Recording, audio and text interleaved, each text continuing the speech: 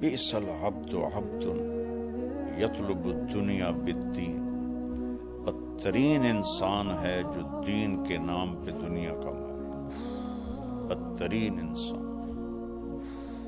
اللہ میری حفاظت فرمائے، ہم سب کی حفاظت فرمائے۔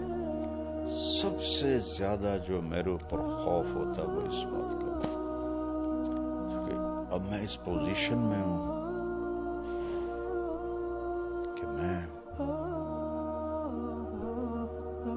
آپ کو ایک واقعہ سناتا ہوں، اچانک سے یاد آ گیا۔ اور یہ واقعہ ہے بیٹا 1974،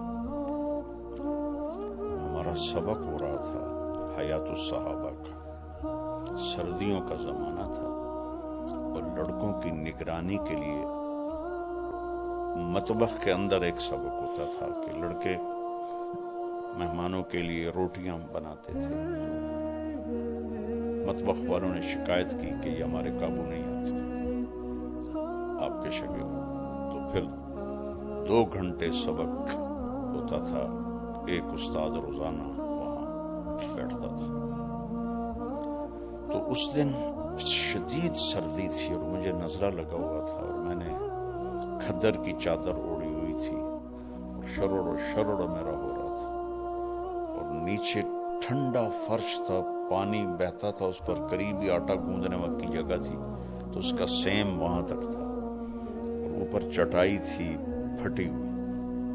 اور ہمارے استاد مولانا زار شاہ صاحب رحمہ اللہ، ان کو بھی شدید نزلہ تھا، وہ ٹیک لگا کے بیٹھے ہوئے تھے اس کی پلر کی۔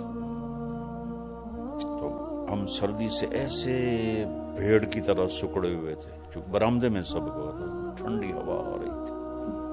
تو کبھی کبھی مولانا ترغیب دیتے تھے، تو سبق میں کوئی بات آئی اور انہوں نے ترغیب دی، اس میں ایک جملہ بولا،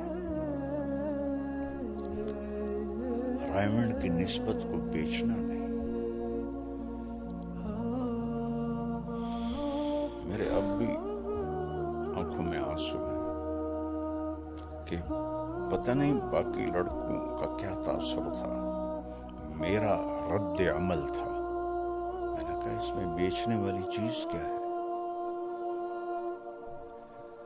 تو مجھے اپنا تو پتہ ہے، مجھے باقیوں کا نہیں پتہ، کہ میرے اندر ایک رد عمل پیدا ہوا، ویچن والی شے کیڑی، برے حال تے بانکے دیاڑے جو پنجابی میں کہتے ہیں، اس میں کون سی چیز ہے بیچنے والی؟ تو چند سالوں بعد مجھے پتہ چلا کہ میں بیچ سکتا ہوں، کیش کر سکتا ہوں۔